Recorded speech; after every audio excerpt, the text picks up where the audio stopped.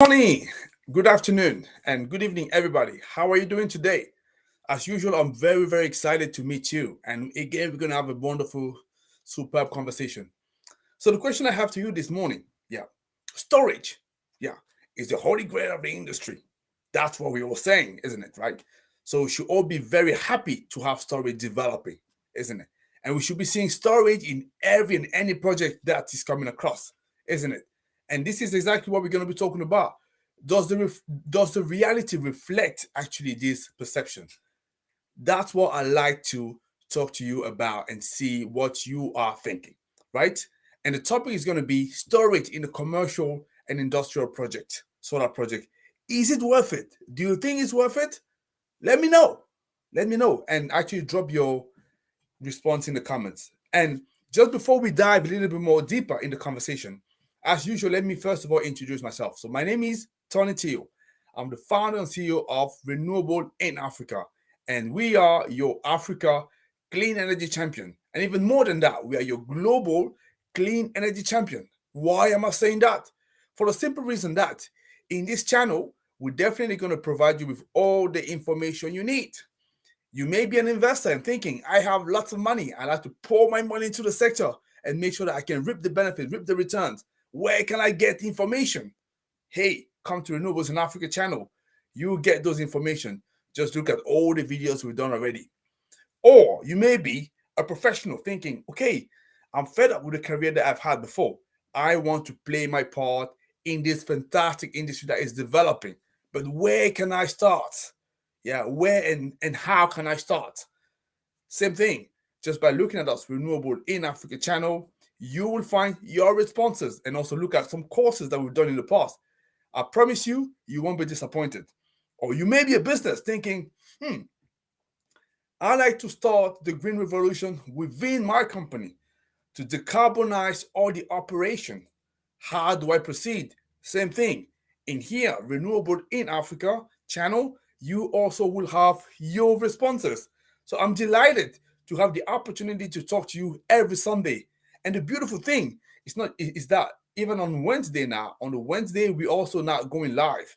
And on Wednesday, we're having a shorter version, which is one question and one solution. But for the Sunday, as usual, so I talked to you about different topic. And the topic today is storage in commercial and industrial projects, solar projects. Is it worth it? I like to ask you a question. What do you think? Do you think it's worth it? Do you think it's not worth it? What is your opinion? I'd be quite curious to find out about that. Make sure that you can drop a comment, right?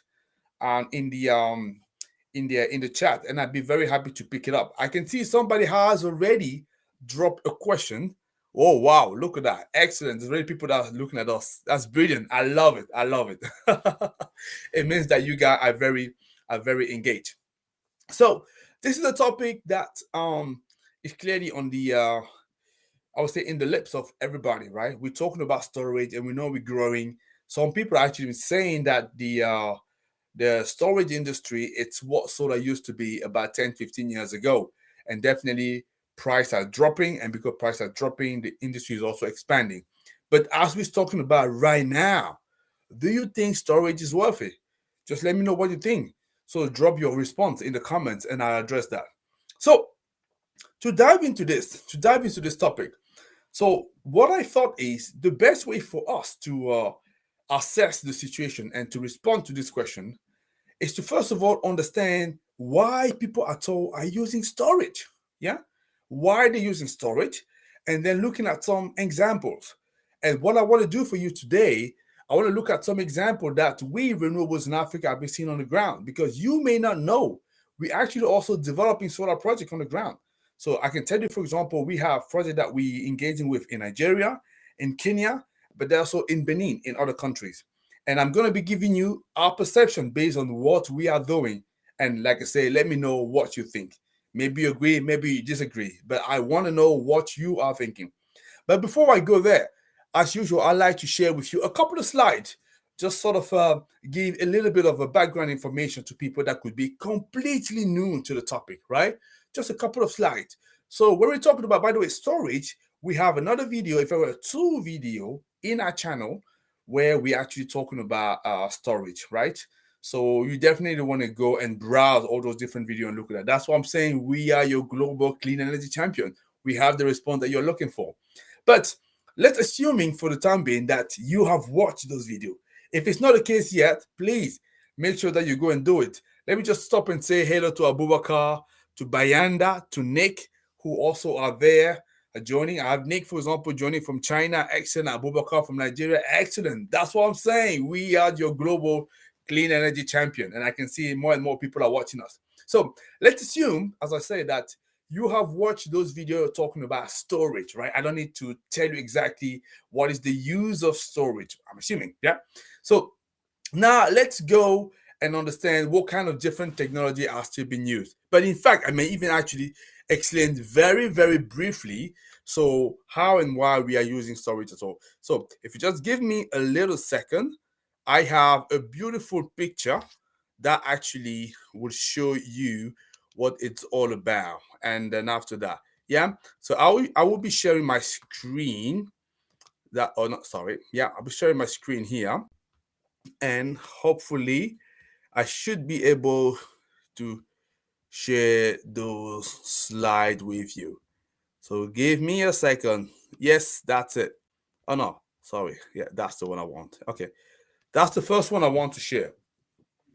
And this first picture, it's very briefly and simply explaining the use of storage, and that's what I say. So it's important for us before we tackle the question whether or not storage is worthy, just to remind ourselves, yeah, why are people are using storage at all? So most of the time, we will use storage when we are actually installing either a solar system or a wind system that will actually provide power to our operation, right? To our premises. It could be a house, it could be a factory, so on and so forth. And as you know, both those energy sources, solar and wind, are intermittent, meaning that at times, basically, you may not get enough solar or you may not get enough wind. It could be also the reverse. At times, we have lots of wind, lots of solar, but the demand for power is actually lower. So that means you're going to have some losses. So the reason, one of the first reason people want to be using solar is definitely, sorry, it's best definitely find a way to save to prevent the losses of excesses, right? So that's why when we're collecting a lot of solar, what do we and we don't need, what do we do? We store it in a battery system. That's what you see here. That's where, for example, you have this arrow say we're going to be using later, because we're using the energy that because and the electricity, so you can't properly store it, yeah, as I said. So once you produce it, you have to use it immediately. The only way for you to store it is to obviously keep it into that device that is called a battery. That's why you call it, you see, you call it later. So that's usually the first reason why people will want to use the battery. This is to make sure that we can prevent losses, yeah, that are coming from solar. The second reason why people will want to use the battery is to make sure that as well we can get our power, our energy from green sources and not rely too much on the grid that most of the time tends to be powered by fossil fuel. So that's the second reason people want to be using a battery.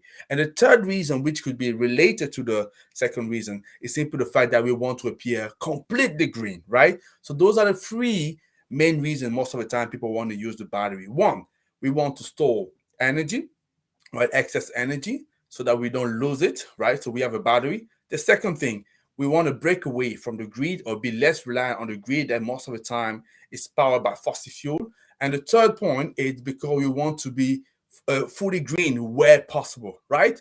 So now, based on that, we're gonna be now responding to the question. But before we do that, I also promise you that I was just gonna show you very quickly another couple of slides, which for me are important for you to see, so that we make sure that we can properly respond to the question afterward. So the first slide that I want to share, which is a picture. Yeah. So apologies, it doesn't show very well, but this is a picture that I took at one of the conference where I used to be, right? And then what it shows here is the different technologies. You can see here we're starting from lead acid, which is something that has been used for decade and decade now.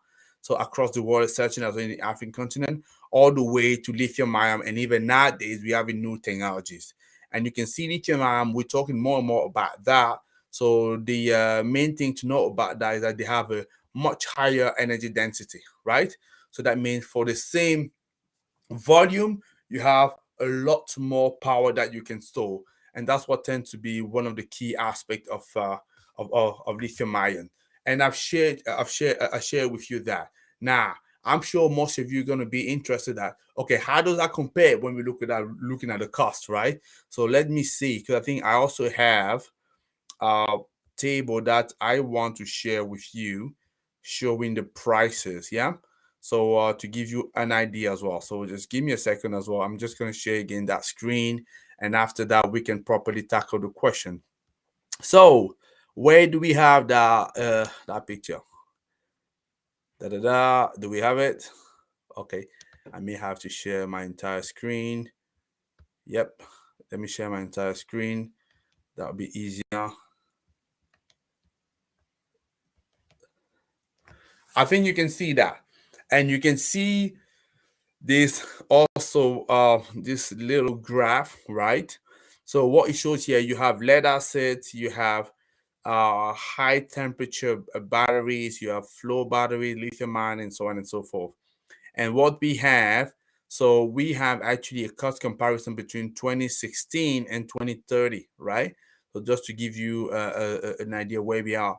And if we're looking at lithium ion, the one main thing that you can pick up from this graph is that so the cost will vary all the way, I think, between 200 dollar per kilowatt hour all the way to, you could be even potentially $1,000 kilowatt hour, depending what kind of technology you're talking about. But what we're saying that by 2030, which is about 8 years down the road, we can see that completely half, coming down to, I would say, like $100 per kilowatt hours, all the way to something like $500 per kilowatt hour. So that's what the trajectory that we are into. So we are still on the journey to get those prices to come down. But the key question I wanted us to respond today, yeah, which is why I wanted to have a conversation, is what is it? So what is happening on the ground? What is actually happening on the ground? And I'm happy to share my experience as a project developer so that you could see. Because as I say, most of the time people will want to use solar, so battery, first of all, to make sure that they can capture solar that is not used at the time, so and avoid losses. Second thing, they want to make sure that they can break away from the grid, right, and not power their operation from fossil fuel, which is great. And the third thing, they want to appear fully green where possible, right? So now, what's happening on the ground? So what I have been seeing on the ground, a project we've been working on, whether you're talking about Kenya, whether you're talking about Nigeria, whether you're talking about Cameroon, that's just an example of that. The reality is actually all different. It's actually all different. So at the start, people are very keen, excited to have storage. And most of the time, I would say the large majority end up being disappointed. And the majority of us actually don't go ahead with that because they see that it's not necessarily what they were thinking. And let me just explain in those situations what we're having, right? I can see there's a number of comments. I can see Vedas from Tanzania. I had Adele from Cairo, Egypt. Brilliant, guys. Thank you for your comment. I love it. I love it. So in order for us to assess it, whether or not storage is actually worthy as an application as we stand right now. So by the way, don't get me wrong, I have nothing against storage, right? But like I say, the beautiful thing about our channel is that we are here to inform you and to give you the information so you know what we're talking about here, and you can make and take informed decision, yeah, and avoid as well some disappointment. So to look at that, you want to be looking at, let me look at different scenarios, right? So the first scenario is, let's imagine you are grid connected. So that means you are connected to the grid and you want to install a solar system, and then you're exploring whether or not you should have storage part of it. So if you're connected to the grid, I can see again another two additional scenarios, like sub scenarios, I can call it this way, right? I don't know whether the word exists, but let me create it. So sub scenarios. So the first scenario is you having a very reliable grid, yeah? And let's imagine, for example, you are one of the countries in Africa. So what do we know in Africa? In general, if you're looking at the grid, so because the metric that customer will be looking at or will be very interested in is for them to see, first of all, can we go solar? Yes, most of the time. If you have enough roof space, you can go solar. That's brilliant. Second thing, are we making discounts? Yeah, are we making savings? That's what they want to see. Are we making savings? And then are we going green? Yeah.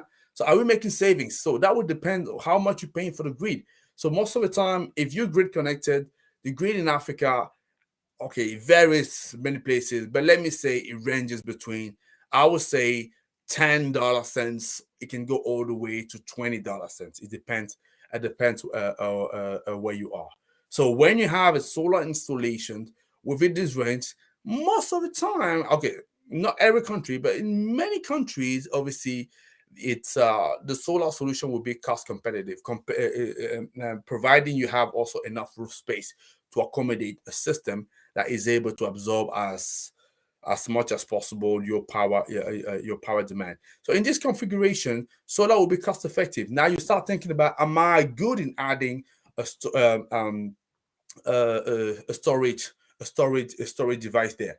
So that's what I'll say. If your grid is very reliable, it means that you're having very few instances of power outages. So that means we can almost consider that the real cost of energy that you are seeing is actually your cost of your grid, right? So you don't have any accessories, any diesel backup generator that you're using that much. So that most of the time, the your real cost is your grid. So in these kind of scenarios, right? So solar will make sense. That's good.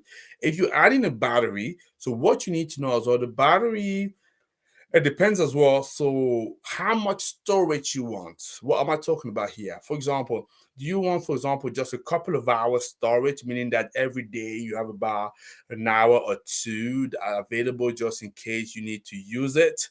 Or you want to or you want to have 8 hour storage? It depends. Most of the time people will go for, let's say, 2 hour storage. If you go with the 2 hour storage, right? So in this kind of scenario, yeah, if your grid is very reliable, yeah, and you would end up seeing that most of the time adding the storage can actually bump up your, it will always bump up, and obviously the cost of energy that you're seeing. So that means if the target was to beat the grid, which was at $14 cents, having a storage system, depending on what you use, obviously, right, depending on how much storage you need as well, may get you to spend more than what you're actually getting from the grid. So in this scenario, obviously, if you're a business owner, it will be a little bit difficult to go out ahead with that, right? But some people may still be interested. Who knows, right? Then the second sub scenario is a case you having a very unreliable grid, meaning that most of the time you're having to use your backup power, which is the diesel generator, right? So if that is the case, right, so you end up then having a real cost of energy. Yeah, you have to differentiate the real cost of energy with the cost of the grid, right? Because the cost of the grid could be $14 cents, but now if you look at the cost of diesel generator, right? So most of the time you're spending in Africa in general, it's about $1 a liter that you pay your diesel. Now, obviously, it's a lot higher because of the current situation that's happening across the world. But in general, we can go for $1 a liter. So when you take that into consideration, you find out that your real cost of energy, right, tend to be a lot higher than the cost of the grid, simply because you're having a very unreliable grid. And let's say, for example, 30 or 40% of the time you rely on your diesel backup generator, right? That actually means that your real energy cost will tend to be something, I would say, between 20 and $30 cents. That's the range where you're at. So in this scenario, when you bring up storage, depending on how you design it, depending on how much storage you need, depending on whether or not you still want to keep a little bit of diesel backup use or not, then you may be in a scenario whereby you're actually reducing your actual real energy cost. Yeah. So in this case, yes, storage makes sense. Yeah. So hopefully that's helpful. So far I've said If you're having a very reliable grid, you want to use storage to obviously complement your solar system that you added. There's a good chance that you end up spending more than what you're actually spending right now. In this case, if the saving is really your driver motive for you to go solar, you may be disappointed. But obviously, you're going to go green, and obviously, you're going to be less dependent on the grid. Yeah, you can get those other two aspects. Yeah. So if the grid is very reliable, I think you may be disappointed using battery. If your grid is very unreliable and you are already using a lot of diesel backup power, yes, okay, that may be good. Yeah, those are the first two scenarios, right? So there's another two scenarios that I want to add, which is a configuration whereby you are completely off grid. You completely off grid. So if you completely off grid, that means you're not actually worrying about the grid, isn't it, right? So all you're doing, if you actually have power, that means you have a diesel generator, right? That most likely that's the application that you are using. So in this configuration, so what you may if you go solar, right? It depends as well. So what is your load profile, right? If you go if your load is only during the day, yeah, so and you go solar, so solar can allow you to capture most of the operation. But what happened then when there's not enough sun, enough solar, so you may have to adjust obviously your work to make sure you capture that. In this scenario, because usually the cost of diesel generator is quite high, right? So you will end up being in a scenario whereby your storage, yeah, could be acceptable. But like I said, it depends. It depends very much on your load profile, right? And when I say depend on your load profile and also the type of load that you're having. So I don't want to get too technical, but let's say if you're having um, basically a static load, which is just light, example of light. So yeah, if you're having light, so you can definitely use storage and capture that because you would not need a huge storage system to complement your solar system. That could be okay. Now, if in your off grid you're running what we call what's the word? The word it's not resistive. Is the other one. Ah, the word slip my mind. But let's say you have a lot of uh, the word slip my mind. But let me say I would say lots of non-resistive loads. If you're talking about if you're talking about maybe for example you're running lots of motors that you're having a lot of ACs where you have how can I forget this word? I feel ashamed a little bit. Sorry guys, the word just slipped my mind. But I would just say, let's say if you're using a lot of motors, right? So usually you would need a very huge high storage system simply because even when you kick off and you start your system, you need usually a very huge and big current. So that means the storage that will go with the solar system could be quite inductive load. Excellent. Thank you, Raphael. That's exactly what I mean. I think I have Raphael and Jeremiah say that's exactly the word. Guys, I'm so pleased because I can see that you're following. Inductive load, this is what I'm talking about. Exactly. So if you have a lot of inductive load, so it means that as you start your system, as you would know, those of you who are electrician, so you need a huge startup current, right? And for that huge startup current, it means as well that you will need a huge storage system to provide the power that you need. It means that if you're not looking at your actual energy cost, it could be again higher than the cost of your simple diesel generator that you were using before. So if your intention were purely to go for saving, you may be disappointed.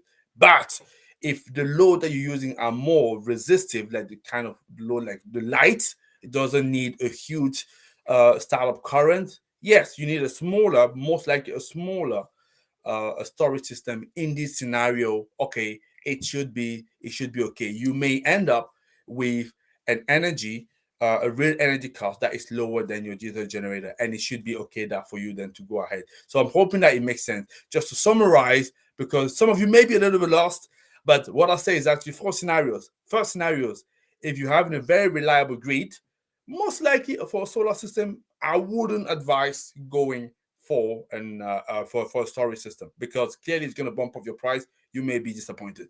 So if you have a high level of power outages, yeah, and you're using already lots of diesel generator, yes, in this case, why not? Yeah, first two scenario, off grid. In the off grid, if you're already using diesel generator, that is a given.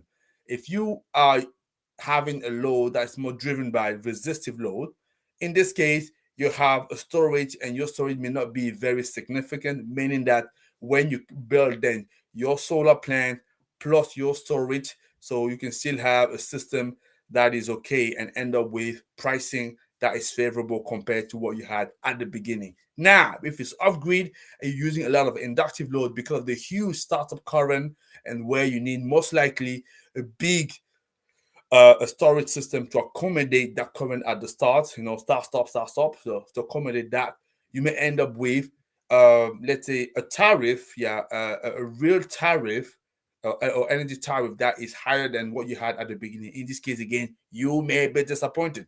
The reason I'm saying that is you want to know exactly, right? So what you want to get out of it. So if you want to go green, yes, going solar is definitely the case. You can do that with solar panels. If you're looking for if you're looking for the tariff as the main driver for your change, you want to be watching out, as I say, whether you're grid connected or grid connected, and what type of load you have, inductive load, resistive load. Look at that, yeah. And once you have it, you're very good. In short and in summary, for me just to summarize and say that, I'm just gonna say, very simple way to look at that. Hello from Nairobi. Hey Grace, how are you? Good to see you. So very simple. And for you to remember, in fact, solar competes with the grid usually. So most of the time when you have the grid, I think your solution, you want to be solar. Yeah. Diesel compete with the storage. So that means when you have high level of diesel, that's where your storage may be interesting. Yeah.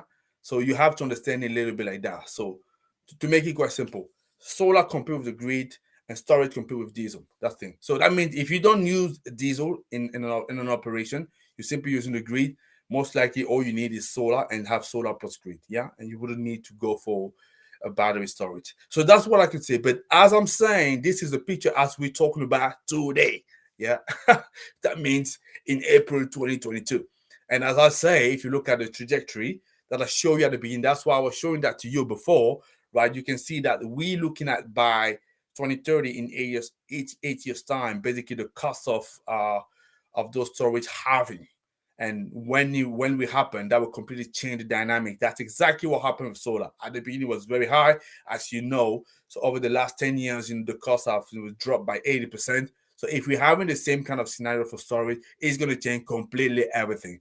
But what I've given to you is the picture as we're seeing right now, right? Hopefully you understand that. So hopefully this was useful, right? Because I thought I wanted to respond to this question, because for our experience as a solar developer, we're seeing this kind of issue. So having said that, so I know some of you may be developing their own project, or may have some question they want to engage, or their business, they want to find out what could be done for them. Don't hesitate to reach out to me on LinkedIn. So we can definitely connect with us, or through our social media. One of us, me or somebody from my team, will definitely respond to you. But I don't want to leave you with something, right? There's two things. I'm just going to look at your comments there to see if there's a question so I can respond to you. I also want to say that, on a regular basis, what we do as well is to interview industry leaders to see, obviously, what are they thinking. And very recently this week, we actually released a podcast interview that I did with Kenneth Engblom, which is the vice president of Wärtsilä. Wärtsilä is one of the major player in Africa in terms of power, right? Because in 25 countries in Africa, they're actually responsible for, I think, a quarter of the power capacity in those countries. So I had a very interesting interview with him. I definitely will want you to have a look at that. So let me see if I can drop.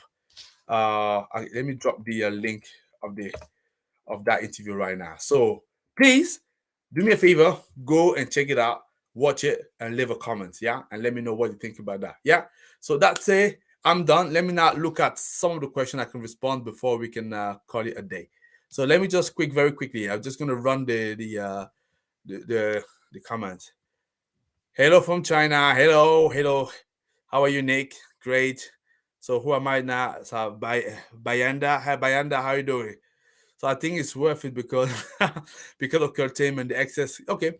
So Bayanda, I think you're saying that, yeah, I would say yes, it is worth it depending what configuration you are, right? So you want to be looking at it. And also depends what is really your reason for looking at storage.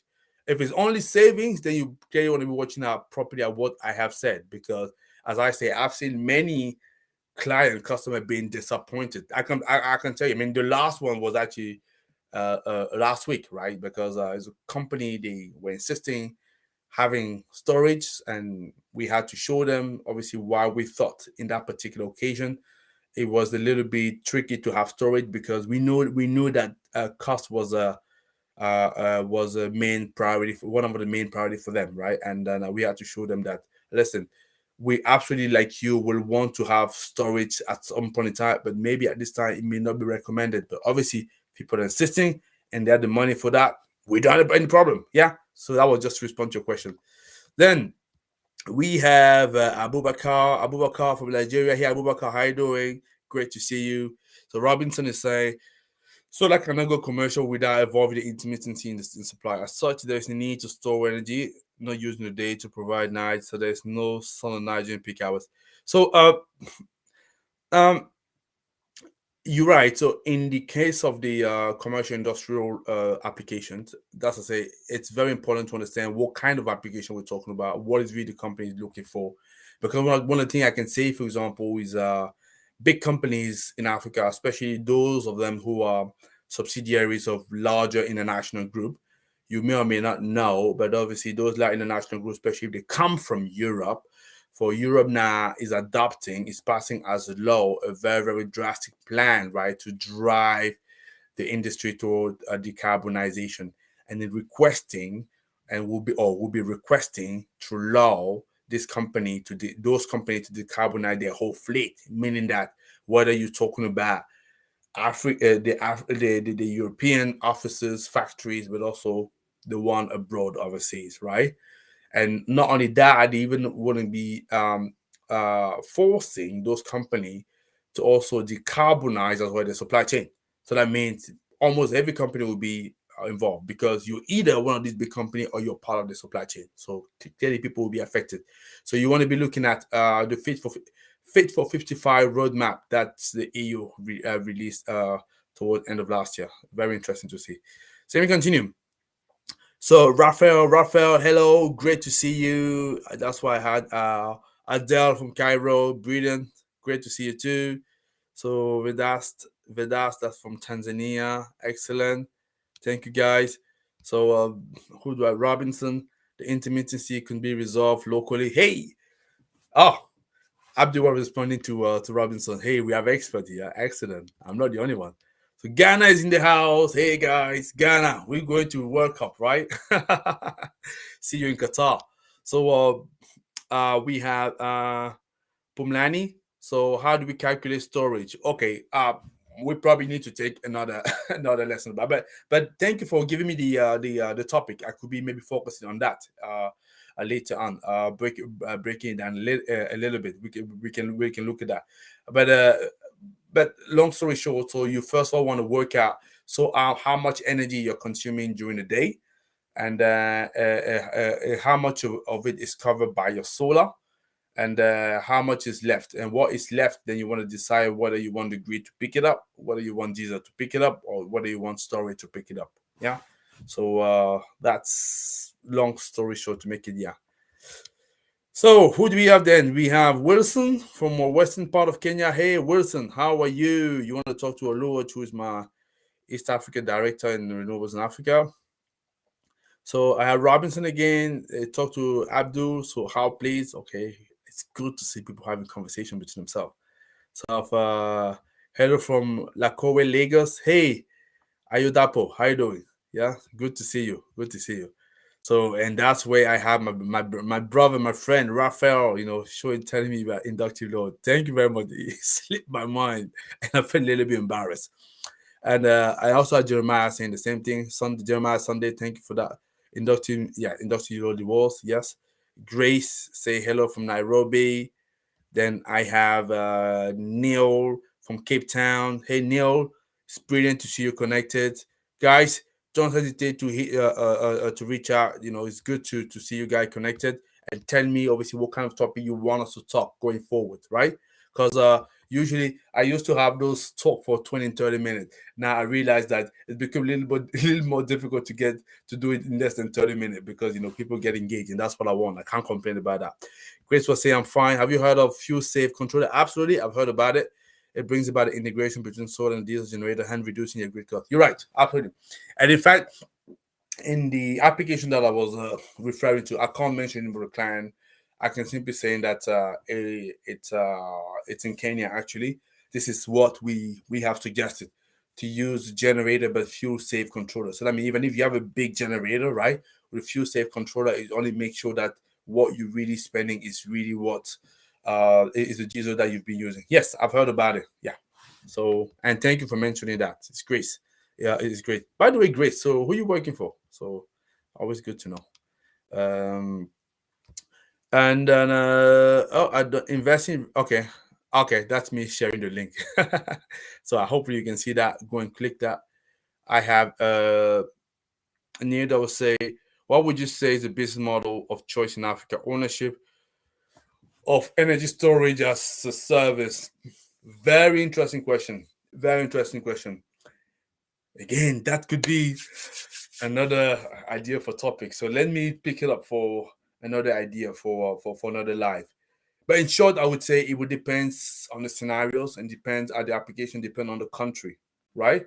So, but energy storage as a service, it's something, yes, I know few people are thinking about so that you as a customer, you don't have to pick up the whole cost of the storage, but you're simply just going to use it when and how you need it. It depends on what that business look like. So, yeah. So, and also because the continent is so big, so huge, and applications are so different, so it would probably depends on what people the client will want. But excellent question, by the way. So uh, yeah, Neil was responding to Grace. Okay, I think it was responding how we can actually, I guess, calculate energy storage if I'm correct. And then how do you calculate the panel size for? Oh, you put me at work now. How do you calculate the panel size for 10 kilowatt system? Well, the panel size for 10 kilowatt system, I would say this is you probably want to know. Probably want to ask me how many panel you mean because the panel you can use different size, right? You can usually go between 230 watts all the way to 540 watts, right? Because we have high efficiency panel these days. And depending on what panel you want to go for, if you obviously divide it 10 kilowatt by your panel, it gives you the number of panels you want to use. But the size, you are the one wanting to decide. But how do you calculate? I guess it also has to go with the available space in your roof. Because if you have just a smaller roof, so you want to maximize the amount of power that you can get from that roof. So you will want to go most likely for high efficiency panel, will tend to be a little bit more expensive, right? It depends on that. So hopefully that helps. So then I had Neil, I guess, was responding to Pumlani. So yeah, excellent. Grace, I love seeing the interaction as I say. And Grace says she worked for Jubari, bro. So yeah, I think Jubari I know very well. So I've met a number of your colleagues at various conferences. So yes, I'm aware of you guys. Excellent to see. Brilliant, brilliant, guys. This was an excellent session.